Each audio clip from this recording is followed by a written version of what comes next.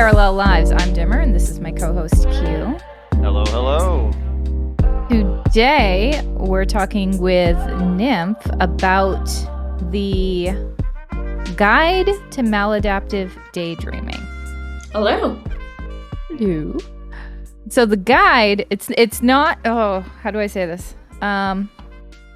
They call it the Guide of Maladaptive Daydreaming. Yeah, that's what it's titled. But it's not professionally written or anything. It's a blog. But a lot of maladaptive daydreamers find it really helpful. It gets shared around the community a lot and has been in the past, 10 years since it's been out. So yeah, it's just one of those things that you constantly see being shared and recommended. So we're going to talk about it. Not the whole thing. Yeah, right now we're just going over part one. It's quite long. I was about to mention there are a couple parts. This time around we'll be going over part one. They title it Fall of the Self. And it's a pretty for those of you who haven't read it, we have read it. But for those of you who have not, it's pretty lengthy. It's a long read if you want to go through it. And we'll just kind of be taking it bit by bit as we go. But the first part itself is titled Fall of the Self. I hope that wasn't too strange to say. But yes, it's too lengthy to do all at once. Yes. We'll put a link to it in the description. It is also available in Portuguese. Mm-hmm. Nice. Yes. I love it when that maladaptive daydreaming stuff is available in other languages because I feel like that doesn't happen often enough. Mm-hmm. It doesn't. And you can always put these things, like you can paste them into Google Translate, and it does a pretty good job, but it's always nice when like a native speaker sits down and it does like time. actual translation, totally. Yeah. It lacks it lacks a little bit when you put it through Google Translate at best, and at worst it becomes rather you can't really read it all that well. You can't really read it. I feel like for something like this, because like this blog, it's a very important resource, but it's so filled with, I guess the word would be pathos. It's like a very like emotional read of maladaptive daydreaming. You wouldn't really get as much out of it if you just put it in Google Translate, Oh yeah, it ends up missing a piece of what makes it a good read. It makes it loses a part of there's a word for it that makes it profound. Is not character. It's character. It loses a bit of its character. It loses a bit of its oomph. That's not the word either. I'm coming up with words today.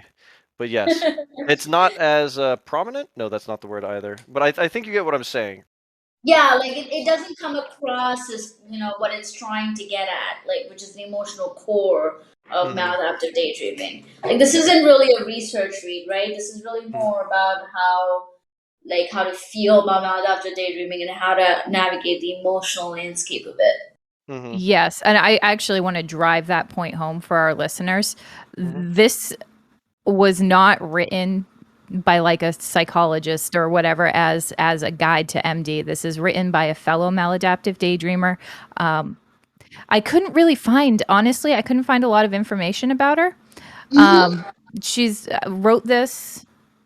She joined. I know that she joined Wild Minds around 2012. She said at the time that she was 20 years old, so she's currently 30. The first part of this, or the earliest part of it that I could find, was written in 2015. So this was written by a mid-20s who at the time I believe was a student studying what I'm not certain.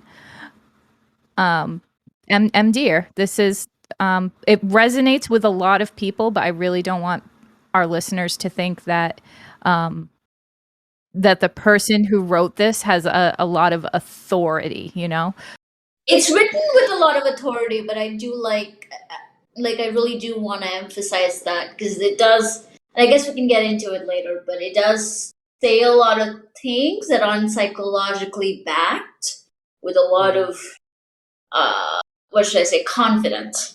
And that's not like a total dig at it, because I do think this is a very important resource, but I just want to clarify that you don't want to take this person 100% at their word. It is not written by a researcher. Correct. Yeah, and whatever she is now, maybe she's a brilliant a person now who studied MD for a long time and knows exactly what she's talking about. That wasn't when this was written. This was Right. written, 10 years ago or so. A lot of people have found help through it, Yep. It has helped a lot of people. For whatever its faults are, it has. Yeah, and I think that's because it kind of gets to the emotions of maladaptive daydreaming. Like I think it resonates with people because it kind of it's written very like from somebody who's clearly talking about a personal feelings. You can tell that when you read it. It comes across very clearly, and I think that's probably why it resonates with people because you can only connect to a research paper so much. Yeah, you mentioned earlier, Nymph, you said it was very pathos driven, very emotionally driven, and I think that's a pretty big reason why a lot of people resonate with it because, like you said yourself, you can only resonate with a research paper so much, and at the end of the day, that is just oftentimes a lot of you have the results, but that's just like a lot of numbers Mhm. and data that they turn into results. But Right. this is more spoken from the heart.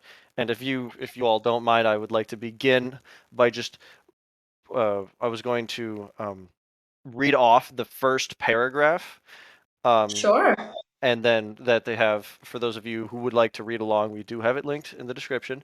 We will be linking it. But this is at the very top in italics, right? And I'll read that out and then we'll move on from there, if you guys don't mind. Go. If you try to have a conversation with me, I can't bring myself to listen to you. I pretend to listen, and you really think I do, but in my mind, it's somewhere else, thinking about it. Every time I try to stop doing it, I genuinely feel as if a part of me has been torn off, and a deep sense of personal loss ensues. I feel as if I'm not here, but I'm not there either, and I can't shake off this feeling of being split in two. And this person mentions this what a recovering heroin addict told her, right? And she also mentions that this sounds very similar to what a maladaptive daydreamer might say. So that might be a good Yeah. starting point.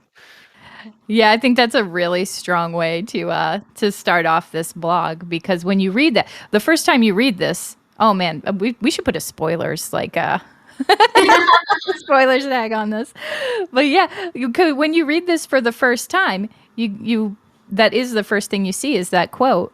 You read the quote and you're like, and I do like the first time I read this years ago, I was like, yeah, that's what it feels like. And then the next line is like, oh, by the way, a heroin addict said that. Yeah, that one threw me off too when I first read it. And obviously now you come and see it coming, but it's kind of like whoa, like oh right, this has a bit of an addictive quality to it, and that's I think something that at least in the first part the writer does emphasize a lot the Hmm. addictive quality of maladaptive daydreaming. So I think that that's a very strong open. Hmm. It hooks you in.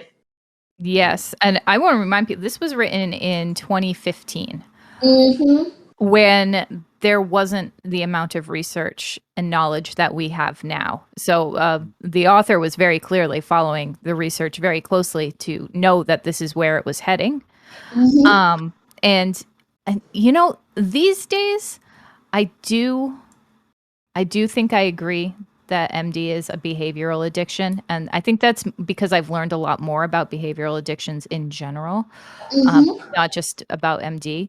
But I remember at the time I was like, not thinking that that was true, at least to my experience. Cause I was like, it doesn't feel like an addiction. I'm not chasing a high. I don't feel like I'm chasing a high. It feels like a compulsion to me. And that is still true. But I think that behavioral addictions can feel like compulsions, not just like chasing a high, like someone with a physical or a substance Right. addiction would.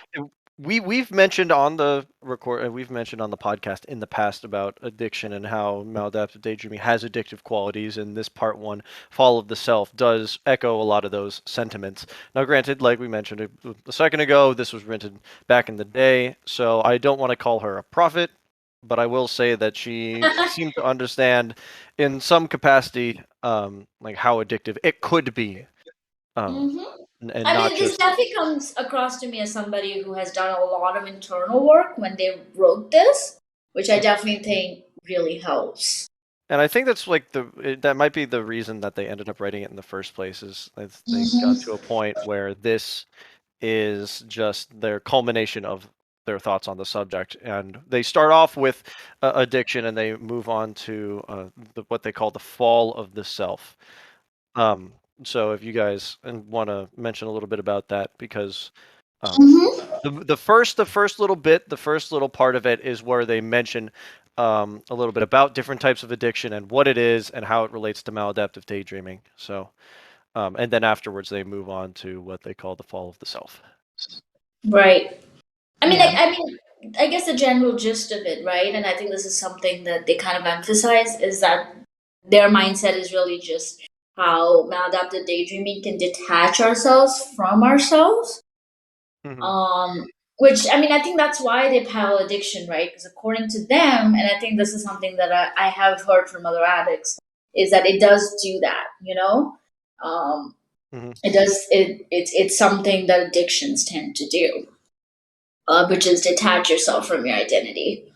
And Yeah. again, sorry, go for it. No, I had there's a whole part where she talks about that, and I think I would have to flip through and look at like my highlighted areas because yes, I sat down with a highlighter and went through this.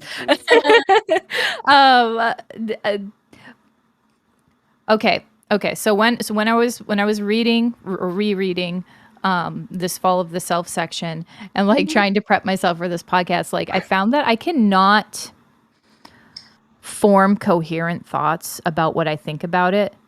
Mm-hmm. Like there's a lot in here that I agree with, and then there's weird things that I don't agree with, but I find those things like really hard to articulate.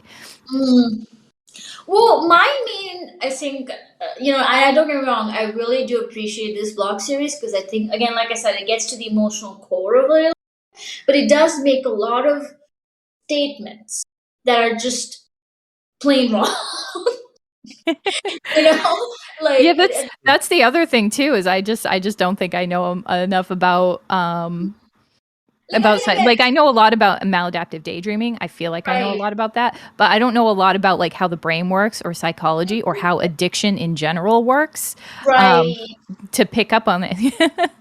Like, there's one statement, and I know this one is wrong, mostly because I used to work in suicide hotline, so I know a little bit about depression. I'm not going to claim to be an expert by any means. But I know for a fact that depression doesn't usually hit you like a storm, you know?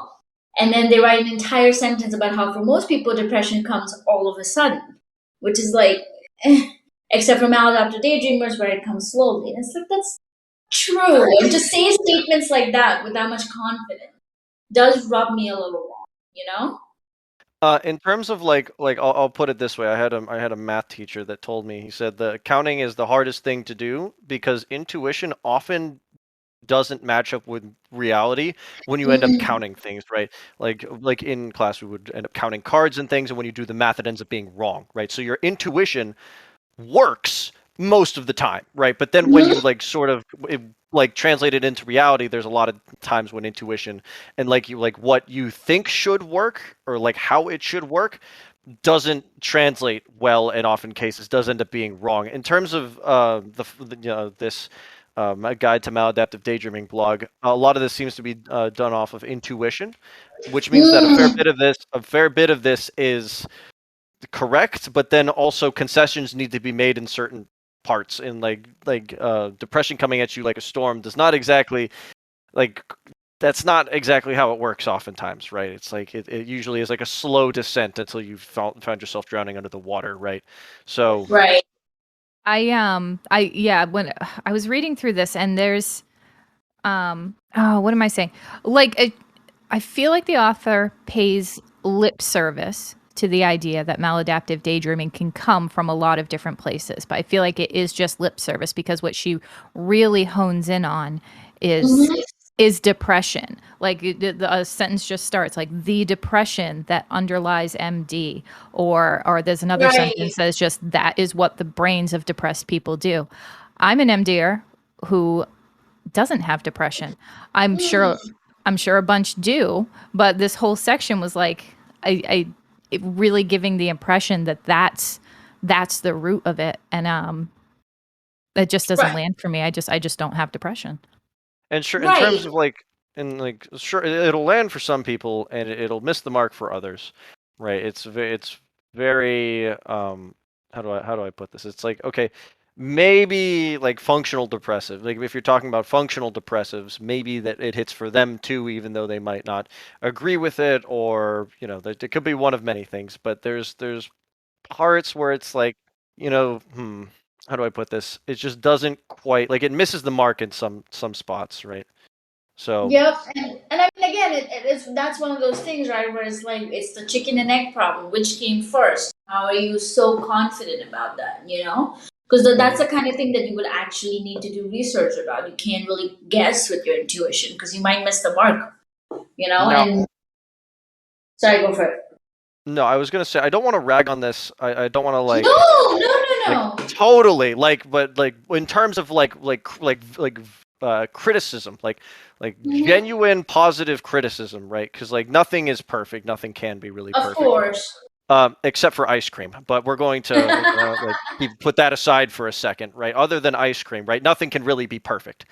Mm. And at the end of the day, it's like for stuff like this, which is really well circulated around, it might cause misconceptions if thrown around the community for so long without any kind of criticism. So it's like at some point or another, you do got to say that, well, this isn't exactly perfect. So for those of you out there who think we're trying to like bury this, the guide to maladaptive daydreaming, we're not. We're just mentioning that in certain parts, in the case of like depression or stuff like that, we're not, it's like you're not exactly always going to be correct. So we thought we'd highlight a couple of those. So I'm sure someone out there thinks we're just here to bury or rag Right. I on. mean, I think I kind of predated that specifically because again, I do think I personally got a lot of value out of this.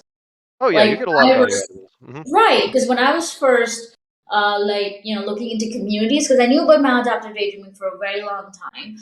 I recently got diagnosed with ADHD like a year or two ago. But in the meantime, I was kind of looking and I knew about the community for a while, but I wasn't really active. And then I came across this blog. Hmm. In that moment, it really helped me a lot tone down, improve my life. And I wouldn't say it made 100% 180, but it definitely made a substantial difference to me. So I don't want to, because, it helps. It helps people, and I don't want to undermine it. It helps people. Yeah, you know what I would love to see What?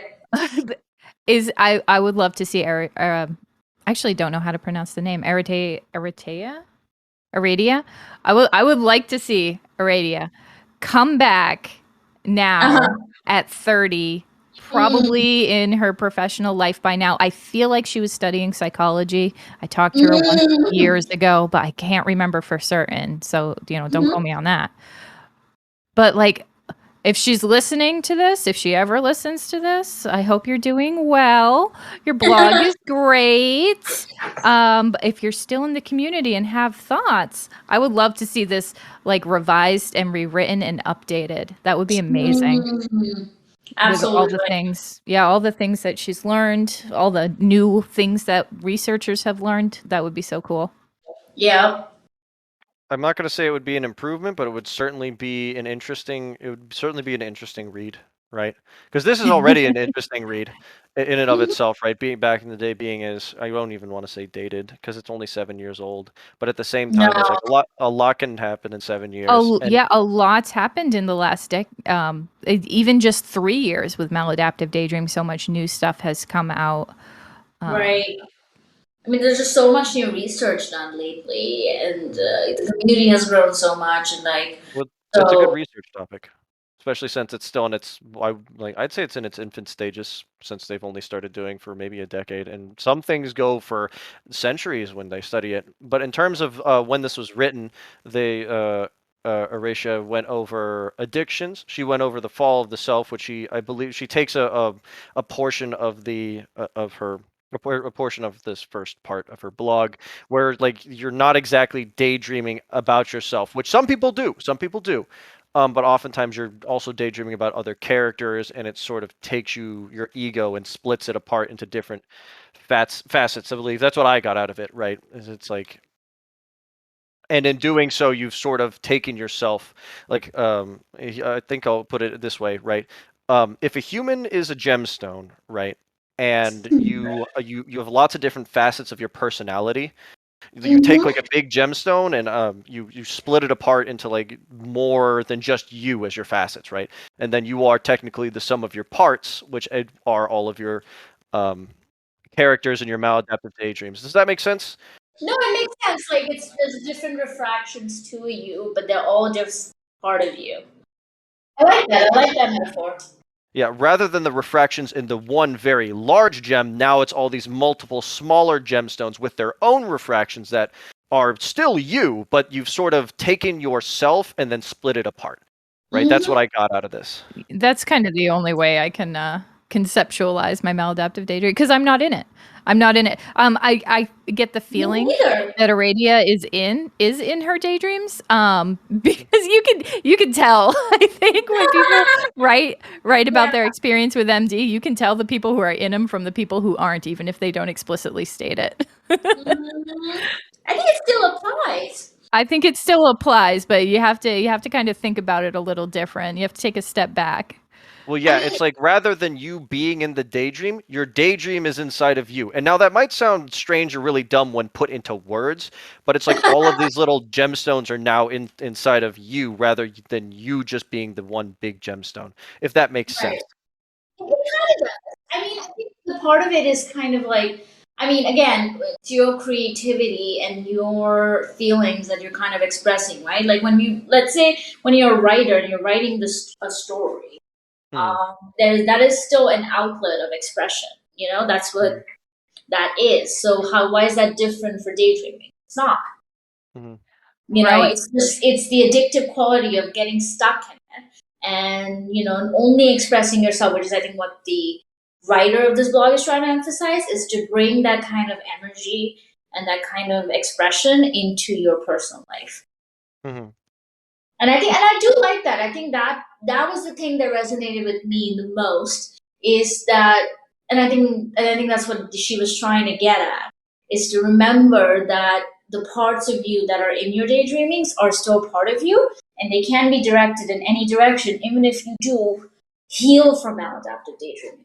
This is something I hear in the Reddit community and the Discord community all the time.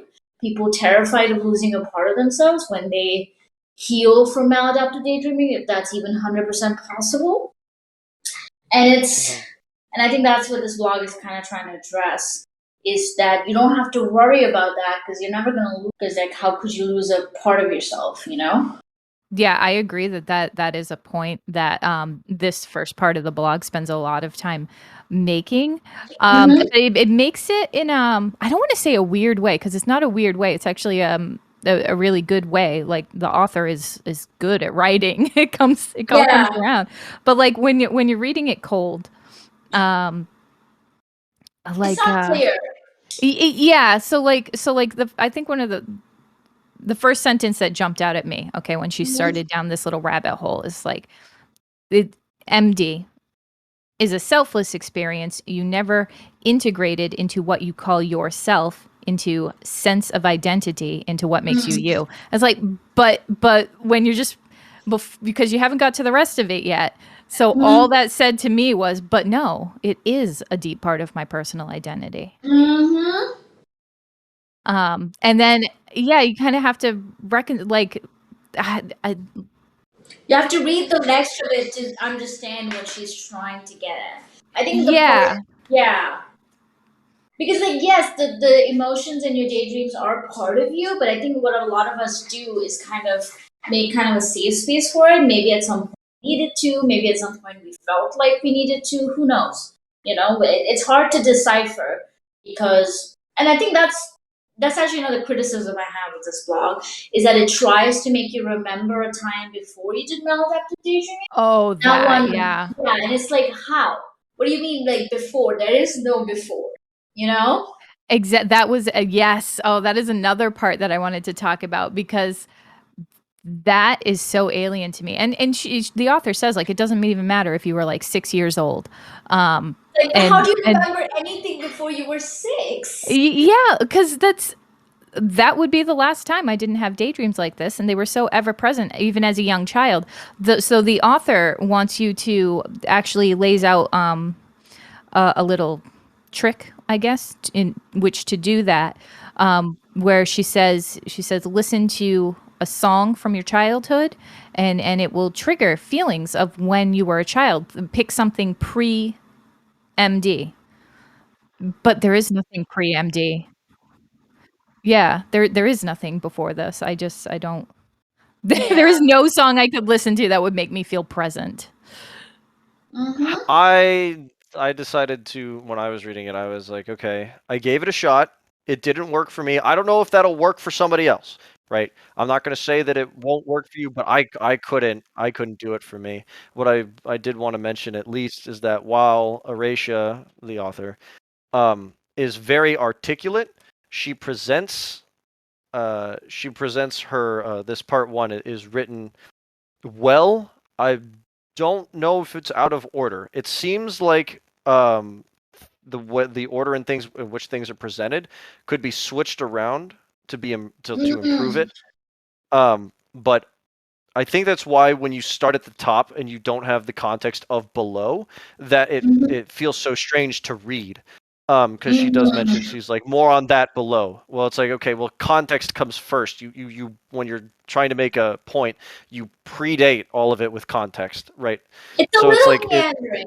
It's a little meandering. I'll give you that. Like I do feel like it tries to kind of go around a bunch of points before coming to it, rather than giving us the context first. Um, mhm. but it's like I mean, this is more like writing criticism, really, and yeah, that would make things more clear and accessible. Maybe this is just one of those things where you read this part one, the fall of the self, and then you come back and read it a second time, and you sort of understand where they're coming from in that way. Because some bits of writing are like that, right? You just have to read it the second time through. Or movies are like that. You got to watch it the second time through. But the first time around, it looks a little strange. And in terms of listening to songs from my childhood, I did the best I could. It just didn't work for me. It didn't quite stick the landing there. Like I get where she's coming from, but Yeah, I think that was more the previous criticism we had, where I think she kind of assumes on behalf of everybody, like mhm. her experience is the experience, and I'm not saying that's how she feels. Like that's not like in the that she's like talking down or anything, because that her experience is all she really knows. I'm sure when she wrote this, but it does feel like she didn't really account for alternatives. I feel like she probably didn't expect this to become A thing, yeah, fair as enough. big a staple in our community as it is. I don't think this was written Yeah. with the That intent. a type of audience that it has, the wideness of the audience that it currently has.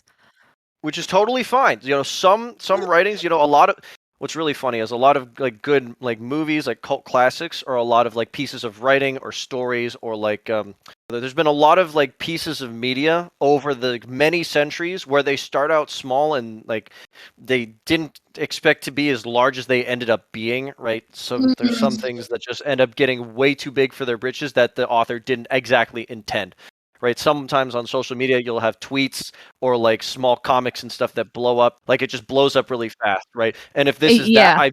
I don't blame her. Honestly, it's like No, sometimes things just no. go really large and it's good, but at the same time it's like, now looking back on it, that's why I say if you were to write it a second time, right, it would be interesting to see the growth from the start Right.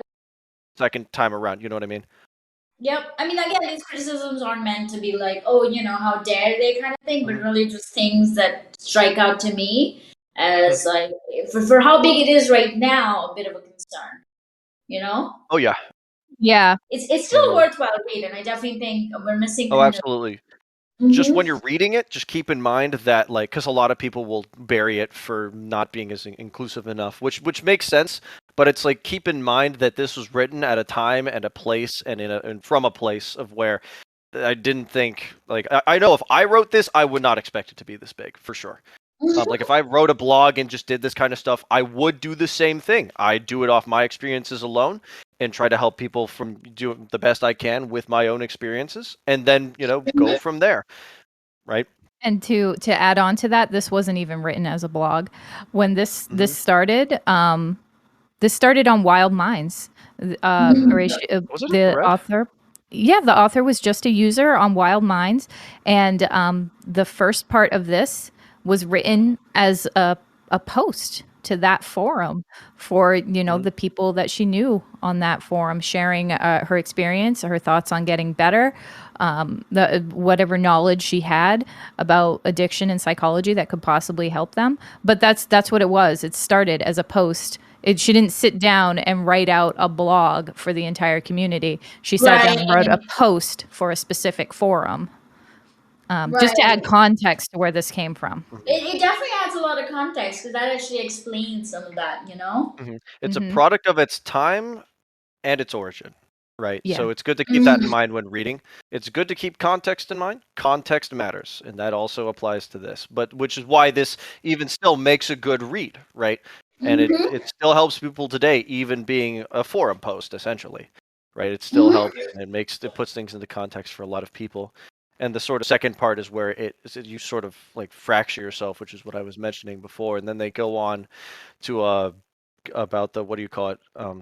They go on to, you know, there's a part of you being taken. It says here, right, as one of the headers, will a part of you be taken away as you give up your daydreams, right? And that's a pretty big concern for a lot of people. I know that I would be concerned. Oh no, I see it all the time on Reddit, on Discord. Honestly, any maladaptive daydreaming community, I feel like it has been brought up. So it is a valid thing to address, and I do think that this blog does a really good job of addressing that fear. And it's a fair concern. Right? I disagree a little. Oh yeah, no, go ahead. That's the point we're talking. No, okay. Do you disagree on the? Do you disagree on it being a fair concern, or? No. It's definitely a fair concern. I am also terrified of that. And the author does address it, and I think does so in like an almost efficient way. In this first part, at least. I don't know, maybe there are other parts to this that we're going to go over in later episodes. So maybe those will clear it up. But just from the first part, there's a lot of oh my God, let me put my thoughts together here, words together. She talks a lot about, if I can paraphrase this good, that your passion for life, you know, it's not lost. You don't feel it in reality because you're directing it inward, but once you can heal yourself and redirect it outside, you'll find that you are still a living, vital person, and you will get that back. And you're not losing your daydreams, you're redirecting them. But when I finished this part, when I put it down, I was like, but you are like I was left hanging with the feeling that what the author was saying was a platitude, maybe. Well, like when someone dies, and I remember when my best friend died, and I corrected myself to past tense. I was talking about her. I was like, oh, my best friend was this, and and my mom corrected me. She's like, she still is your best friend. But like she's dead. Yeah, that just sounds hollow to me. Like, I understand what you're trying to say, but she's still gone. And that's how I feel like this ended. Like, your daydreams aren't really gone. They'll live on inside you. And it didn't land for me. Okay. It seems rather disingenuous, because I can see that. No matter how you put it, I feel like unless you go through whatever the author is going, right? Like, I'm confused how anything would ever convince somebody out of that feeling of loss, unless you don't feel that loss. You know what I mean? Like, I understand what you're feeling, and trust me, I feel like I feel the same way. At the same time, I don't think anything can really convince you out of that. Any piece of writing is ever going to fully do that, you know? No, I know what I want the writing to say. I want the writing to say you can have your daydreams as full and beautiful as they are and live the life you want. I want there to be balance. And I still believe that balance is possible, and it's what I am working towards. If that's what you're going for, then this blog will definitely not land then, because this blog is very much pro getting rid of your daydreams completely if possible. When I read it, right, when I ended up looking through it, and I said to myself, okay, this sounds a lot like you can have your cake and eat it too. And as a lot of people know, And as it's been said several times in the past several centuries, having your Mhm. cake and eating it too is not exactly how this works. In terms of Why wouldn't you context, eat cake if you have cake? I've never understood that expression. well, hold on, Dimmer. Like, you can't just have your cake, right? If you eat your cake, you will no longer have the cake, right? You That's don't just a have to legal explain the thing, proverb to us. I'm right? just saying the proverb doesn't usually land, so you might need a different Well, that's example. why, yeah, that's why context matters, right? Because that's what I got from this. Is it's like you can Mhm. keep your daydreams while also letting go of them, right? That's how it sort of worked here, right? Oh, So it's I like got the opposite. Yeah, I didn't get that at all. I was like, when I read through it, I was like, okay, so you're saying I can keep my daydreams in their entirety while also weaning myself off of like I believe the word term they used is weaning yourself off of these daydreams. And I thought to myself, Mm. and I said, okay, well, I get what you're saying, right? Like you can keep your daydreams inside of you as like an idea while also no longer daydreaming about them. Like I understand that, but in what weaning myself in sort of leaning off of my daydreams, I have to give up something, right? There's a give and take, right? You can't continue to take and you can't continue to give. There must be like both. So it's like, okay, I Mhm. can have half of my cake as I eat the other half, right? And it can still be healthy. You can still have your daydreams and you can still live your life and be a functional human being. You just need to give up a little bit of both, right? That's sort of what I ended up getting from here, but the way it came across was just not exactly the way it came across did not land. Like I understand, like at least I think I understand what they were trying to say, right? Mhm. But like when you eat your cake, there is not the cake left on the table, it's in your stomach, if that makes sense. So it's like I'm fine eating the cake, right? And having like half of it left, right? And sort of having like each part. But when I read it, it just didn't, it like fell a little flat. It's like you said, Dimmer, it felt really hollow. It felt really Mhm. disingenuous, right? Yeah, scared me off a little in this first part, which is a shame because it makes it does make a lot of good points, and I don't disagree with the blog, in the general sense. Like Mhm. overall, I would recommend this blog to people. Yeah. Um, I do recommend this blog to people. I send it to people who are looking for It's in resources. the resources. It Yeah, must be. I value it. But there are a lot of things in here where I'm just left like, no. Well, I guess my biggest thing with that is really just it's, and I think that's because again, like Q said, the context matters, but it is the way it is presented right now. It does feel like a bit it meanders, it rambles, and Doesn't it stick the landing. It doesn't stick yeah. the landing. It's close. But here's the thing. Here's the kicker. It's close, Hmm.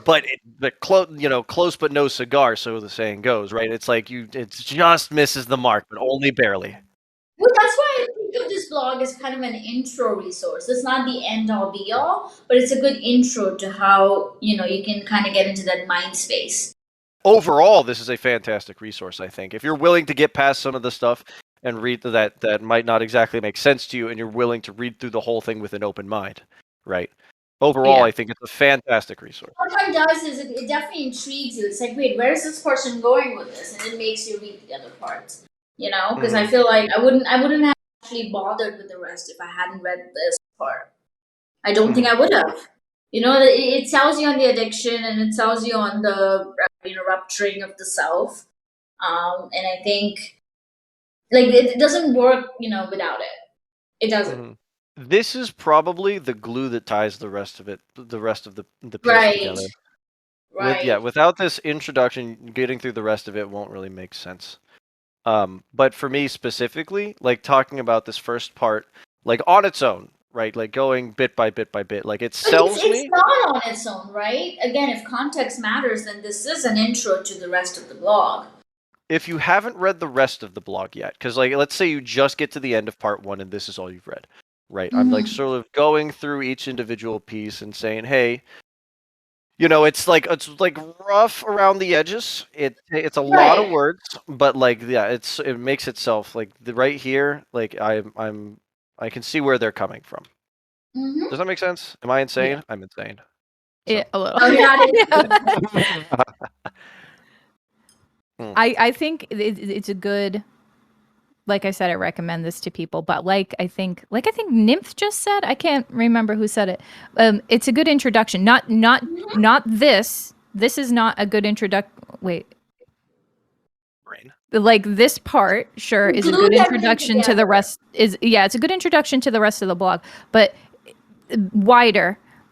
This blog in its entirety is a good introduction to maladaptive daydreaming and addressing your maladaptive daydreaming, period. And whatever mistakes or anything that it might have, it hits on the feeling of having maladaptive daydreaming so well that that even if everything in here is wrong, like you don't have depression, MD's not an addiction for you, it's something else, let's say, you know, whatever, like even if none of that is true, like there's still so much good stuff in here that you can figure out all the rest of that later. What a new what a maladaptive daydreamer new to thinking about MD needs is something like this, and they can figure out what fits and what doesn't later.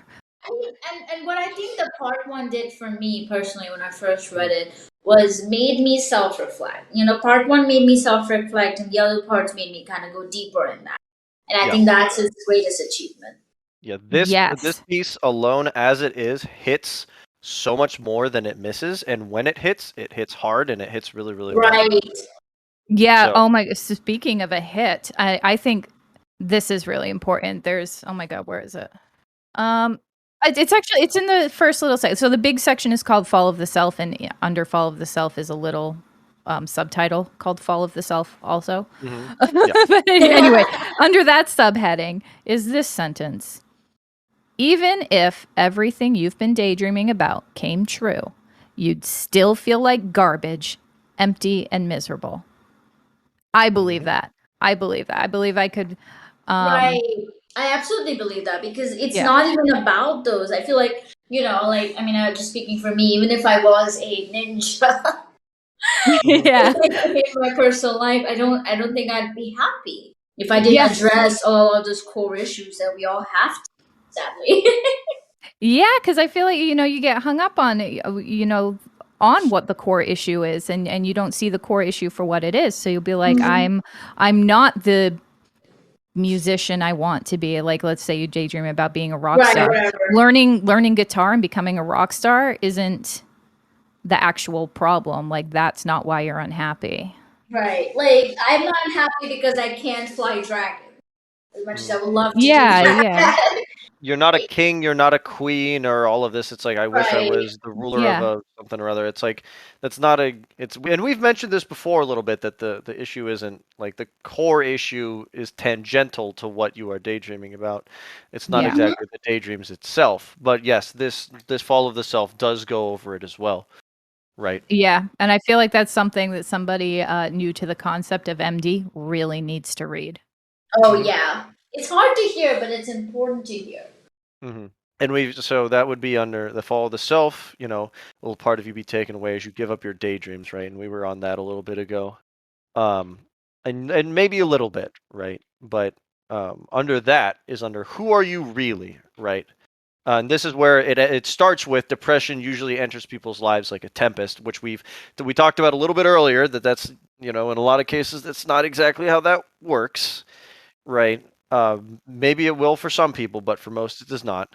Who Are You Really falls under this category. You, Nymph, Dimmer, do you guys have anything you want to talk about this specifically? Who are you really? Before I go into whatever tirade I might.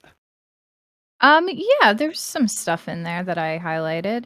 I mean, one part I really like about that, which I think does apply to mental illness itself, you know, like, yeah, sure, there's some factoids that might not be quite on the mark, but the idea that how mental illness kind of shapes how you look at the world is, you know, it's not actually, you know, changing the world, but the perception is the issue. That is exactly the part I highlighted. Mental illnesses are like lenses which distort your perception. We are on the same page. Woo! But yeah, I mean, that's such an important point to remember, you know, because we can get so absorbed and just thinking that this is just how everything is and it's always going to be like this, but that's not true. It's like the other side of the coin in terms of the rose-tinted glasses, thinking that everything's good. You sort of have Right. depression or anxiety and things that turns your lenses rather dark. Right. Yeah, I agree with that, especially with maladaptive daydreaming, or I guess the way maladaptive daydreamers experience it, because there's always this contrast. We see it in the art of maladaptive daydreamers. There's a paper. I'll put the link in the description, but someone wrote a paper about maladaptive daydreaming depicted in artwork, and all of the maladaptive daydreamers, all of them except for one, I think. I don't know. I'd have to look at it again. Showed their imagination. They expressed it with a lot of color and movement, and the part of the image that represented their reality was just black and white graphite.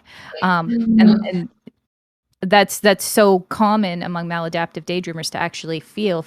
It's just like our perception is so skewed. Everything in real life feels just dull. Real life feels like it's in grayscale.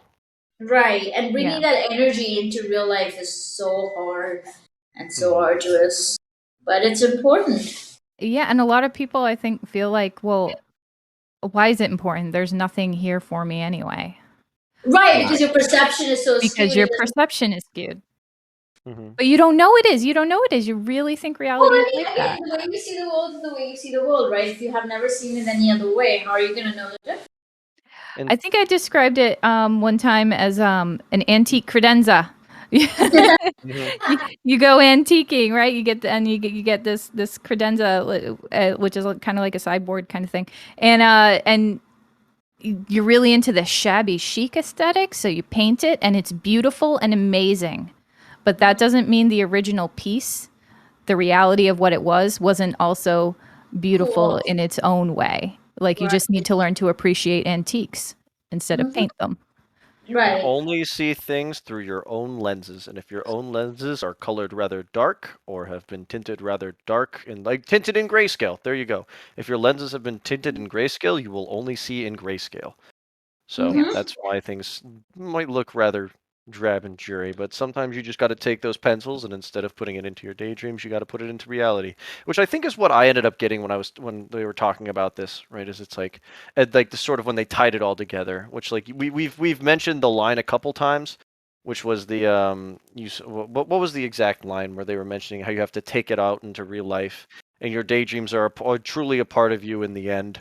But you have to put the effort out, like outward rather than inward. I forget what the exact line is. I'm trying to find it. This is very wordy. But they do mention how, at least that's what I got, is you have to sort of take your, I just mentioned it, take your pencils and put it outward rather than inward. They use a specific, I like the line that they use, but I can't find it. I don't know where it is. It is Like I said, there's a lot of words here for those of you who haven't read it. It's a pretty lengthy read, and it's a good read. I'm going to mention it again. It's a good read, but there's a lot here. We pointed out the fact that it is lengthy, but I do think like if you're kind of if you're not like me and going over this through a highlighter before the podcast, if you're not doing that, then it's a pretty smooth read because it kind of flows pretty well. So I wouldn't be too intimidated about how long it is. Yeah, like I mentioned It earlier. does go by the reads. Yeah, like I mentioned earlier, Eretaia is very articulate. It's very nice. I enjoyed reading this. Yeah. So, but yes, that's what we mentioned there, and I don't know if we tying it all together because this is all under who are you really, and what did they say? Like who are you really, right? Like if you both had to answer that. Oh, I don't know. Right now? Well, no, just in terms like in context of the paper, right? In context of what Eretaia was saying. Right. It's very easy for me to understand that I am not my daydreams, which I think she spends a lot of time trying to get through the reader's mind, to impress upon them. But as someone who's not in my daydreams, that was never in question. Right. And I feel like people are going to be listening to this and being like, wow, Dimmer really missed the point. And you know what? Like, I might have. I might have. Such an emotional point. I don't think anybody can miss the point. You just get out of it what you're supposed to get out of it. This isn't this is not a research paper where you're supposed to understand the conclusions. This is something, it's an emotional piece that's trying to resonate with something. And it's going to resonate differently for different people.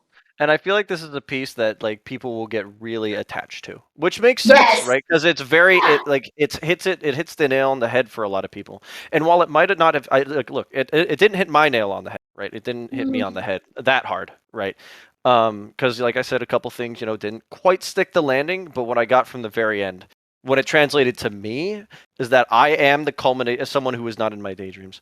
I am the culmination of my daydreams together that like split apart, just takes parts of me and then puts it together in like a nice neat little packaged bow for me to sort of experience. It's the kind of reminder that people, again, I guess, drawing the parallel to depression, because this person does that and now it's stuck in my head. Is like a lot of people do end up defining themselves with their depression. Like, yeah, sure, a lot of people objectively, if you tell them you are not your depression, yeah, of course, but there's a deeper point here where your depression doesn't define you.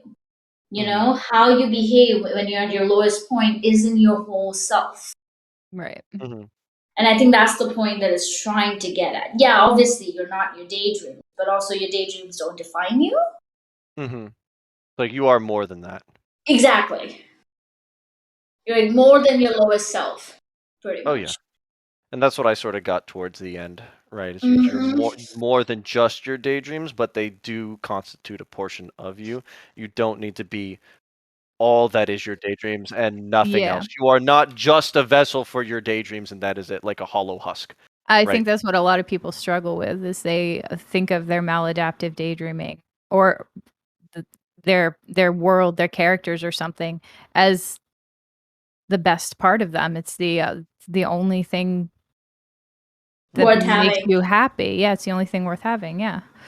Just like any other addiction, right? It's like heroin or tobacco or anything like that. It makes you happy, right? And then everything else is sort of colored in grayscale, right? It's like it's not just that. Like it's hard to hear, it's hard to imagine, it's hard to believe for sure. It's like you are more than just that, right? Yeah, and it's hard to give that up for the promise that someday we'll get better. Yeah, someday reality will feel just as good. No, it won't. It's not there now. It's not there now, and you don't know if it'll be there later, which makes it hard to give up the devil you have for one that you don't.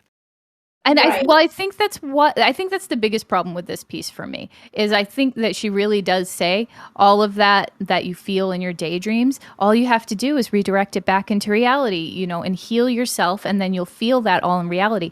And I don't think that that's true, and I don't think that is ever going to be true. Reality is not fantasy. It is never going to feel like fantasy. It is never going to feel like the ideal world you created. It's not supposed to.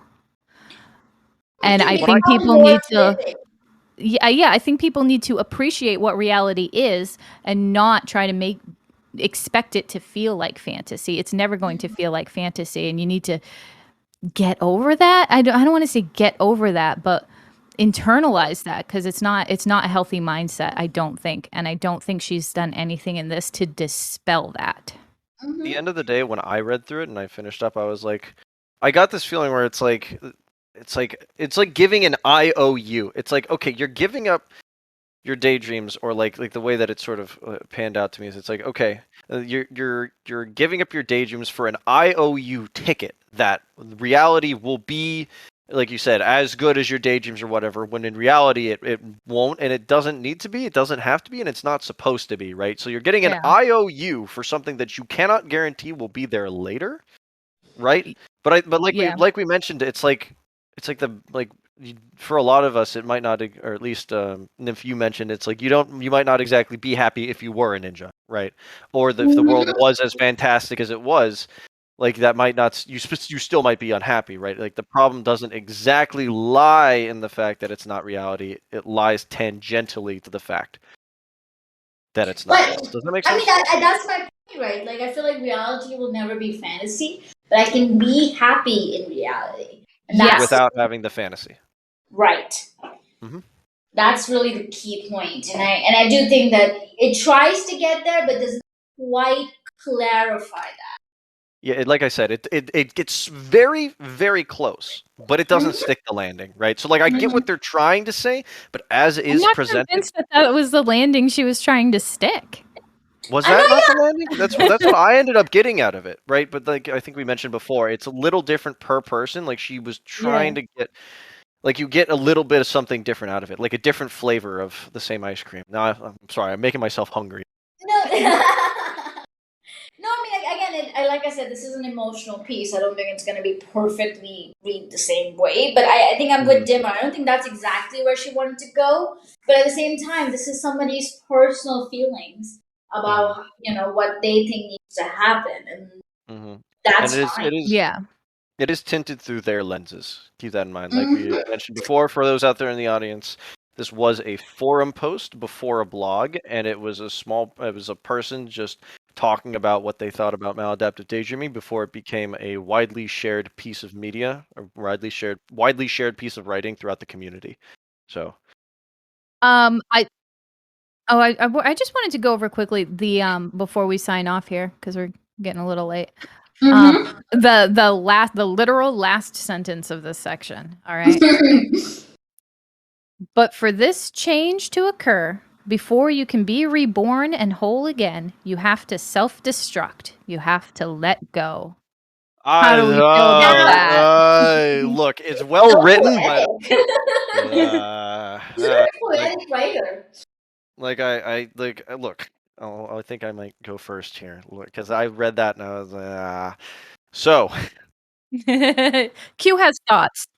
that is a well-written line. I like how it's written, but by God, do I not agree. Well, it I makes me don't. want to not read ahead. I feel like that's not the note we want to end It's on. rough. Look, it's a powerful last line. Mm-hmm. But in terms of the wording that makes it so good is also the same wording that makes it to me incorrect when it says you have to self-destruct. Please don't self-destruct. You don't need to self-destruct. Please don't Right. do that. I No. right that's what makes it a powerful statement, but that is also, say it again, that's what makes it like wrong.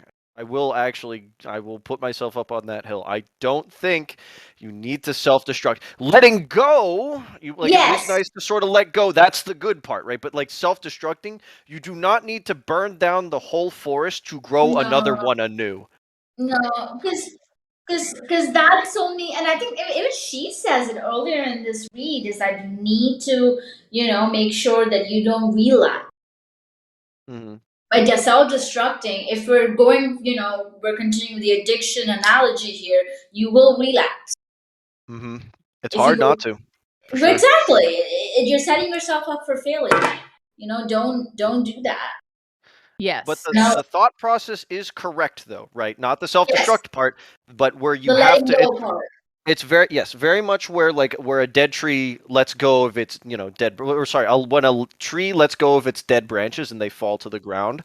It's like, Mhm. okay, sometimes you just have to let, these things that are a part of you, you got to let it go, but you don't need to burn down your whole tree just to get rid of No. a dead branch, right?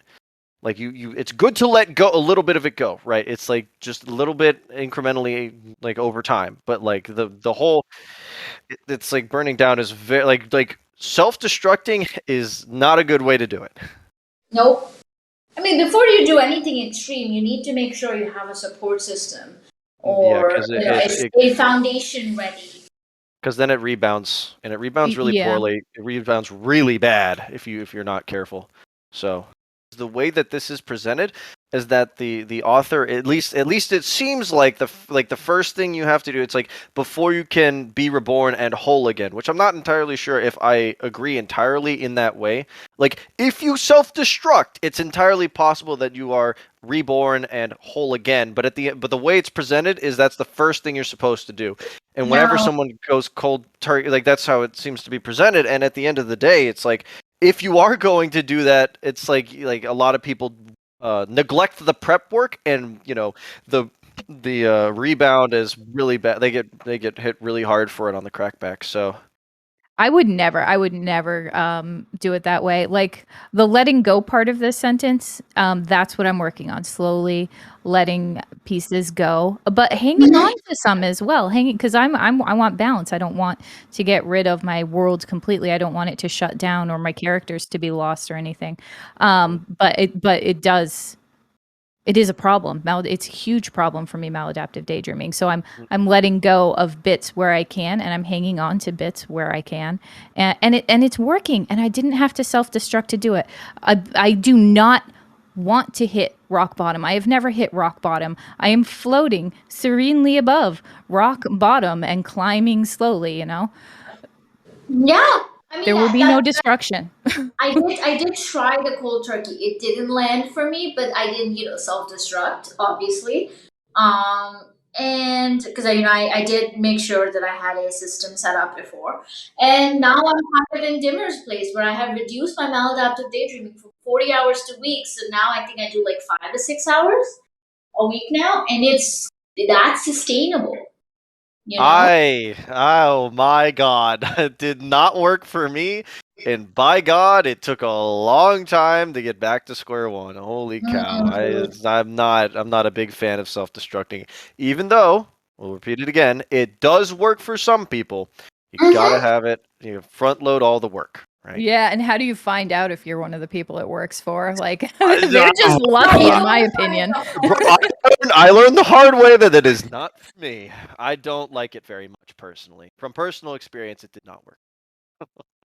So I don't do it anymore. I don't do it for anything. So I prefer to let my dead branches fall off one by one. So and it's certain, like, okay, and it's like, yes, like in that case, if you do want to let it go one by one, then if you end up failing, you don't fall all the way to the bottom of the ladder. You just fall down a couple rungs. Yeah, right? exactly. I fall down a couple rungs all the time. It's Yeah, okay. you step forward and then one step back a few times, and then that's fine. You're still not back to zero. And it's okay to fail, right? It's like it's okay to fail, right? Like it's a process, it's a journey, right? It's just that failing really badly in terms of self-destruction ends up with consequences. But in terms of failing is fine, right? All of us are only human. So, Right. it's a perfectly human thing to fail, and it's a perfectly human thing to feel awful for failing. But at the end of the day, it's like it's a part of the process. Don't try to make one failure your whole journey, right? Because journeys are long. They have a lot of steps along the way. So I mean, that's what I worry about with this. Is Mhm. like, what if you go, let's say, 0 hours, for a month or two, and then it works, and then something bad happens in your life, and then you didn't have that support system, and now you are even worse than before. And because Mhm. you failed, you're like, oh shit, I can never do this. Mhm. Yeah. Because I failed, and I don't want anybody to do that. I don't want people to kind of, because things will happen, right? Life is unpredictable. Life is a what was told to me. I think my favorite line is life is a concurrent set of catastrophes all happening all at once all of the time. So it's like life's hard, right? And it's okay to understand that life's hard and it's okay to fall down. Right. I just don't want anybody to set themselves up for failure. Yeah. And that's why I'm super like that's the very last line. I was like that's why I was like ooh, I don't know if this sets people up for failure or not. Maybe it does, maybe it doesn't. But I know for a fact that when I saw that line, I was like, man, there's a lot. That's a lot. So, If that were the final line, or if this were all the blog was, and that was the final line of it, I think I would be annoyed. But it's not. It's just the final line of this part. We still have Correct. another 4 parts to go over. So I think it's an okay. Yeah, I think it's an okay way to end a chapter because it's going to go into more. for sure. But I did want to mention it, at least mention it, Yeah. just in case, because we mentioned before, maybe it's very lengthy, it's a wordy read, it's well written, but maybe sometimes people don't want to go to the second or the third or the fourth chapter, right? So or like part 5 and all of that. It's like, okay, maybe if if that person doesn't go farther than that, this last line here where you have to what's the exact line? You have to self-destruct, you have to let it go. that's why I wanted to at least mention it if you didn't go any farther. But we will be covering the other chapters, so for those of you who have read the rest, we're going to be going over that too. So. And I think just for my final thought on this is that even that there's value in disagreeing with anything like this, but especially if this is like your introduction to maladaptive daydreaming, because like it says the way it's written, because like I said before, it's and like Nymph has said several times, it hits on the emotional aspects, the experience of MD really, really well. And it says all the things that you've been feeling but didn't have the words for, says those out loud. And even the parts where you're like, I disagree with that or I don't experience that, you're still thinking about what you do experience, and now you're thinking about what you don't experience, and like thinking about how, because when you're thinking about how you don't experience something, you're also thinking about the way that you do experience it, and there's value in that. Yeah, this really initiates self-reflection, and I think Yes. that's such an important step in anybody's recovery. And that's why I wanted to mention a little bit, or we mentioned it earlier, and I'll mention it again. That's why I was, for those of you, like I've seen online, a lot of people will bury a work because they don't agree with it, or it doesn't quite match up with their expectations, or something's, quote, not right with it, something or other. It could be one of a billion different things, but it's like, keep in mind that where this was written, when it was written, right? Don't just immediately toss out the whole thing for one specific part, right? And don't bury someone else because they don't agree with you on one specific part of this piece, because this is one of these things where this is like a cult classic movie or a very popular book, right? Like, this is something that a lot of people have read through and not everybody agrees on, so people can end up getting really, really emotional about it because it's a very emotional piece. So I just wanted to mention it one more time. So. Yeah, I think it's definitely one of those, because I think people get annoyed with this piece in particular. Let me just be a detractor here for a minute, because I feel like I was kind of a detractor of this piece for a long time. I would share it and recommend it begrudgingly because I knew it helped people, and I want to help people. So even if I disagree with it, I'll send it out. But there was a lot about it that I didn't like, and I can't remember where I was going with this. Oh, but I think a lot of what was fueling my dislike for it was not how much I disagreed with it, because overall I do agree with it. There's not a whole lot in here I disagree with. There's some, but none of it is like cancel worthy kind of stuff. Not egregious. Yeah, No. not egregious at all. What was putting me off was the reverence people had for it. It seemed like people Like a gospel. seemed to me, yeah, like it was above criticism. Oh no, of course not. And that really got under my skin. Because it Well, isn't. that's, I think, an important point, though, right? I feel like even if you hate this law, you're still somebody who has valid feelings about maladaptive, especially if you suffer through it yourself, and that's okay. It's an important read. It initiates self-reflection, but that's about it, right? It's not something that you have to agree with. In terms of being a piece that is above criticism, that's the first thing I think of when I, like, if there's something that's shared around the community, and often generally like well respected and liked, and oftentimes it does find itself, what is it called, quote, a cut above the rest is what a lot of people might think of it as. But it is the reason I wanted to, I like, it's not above criticism.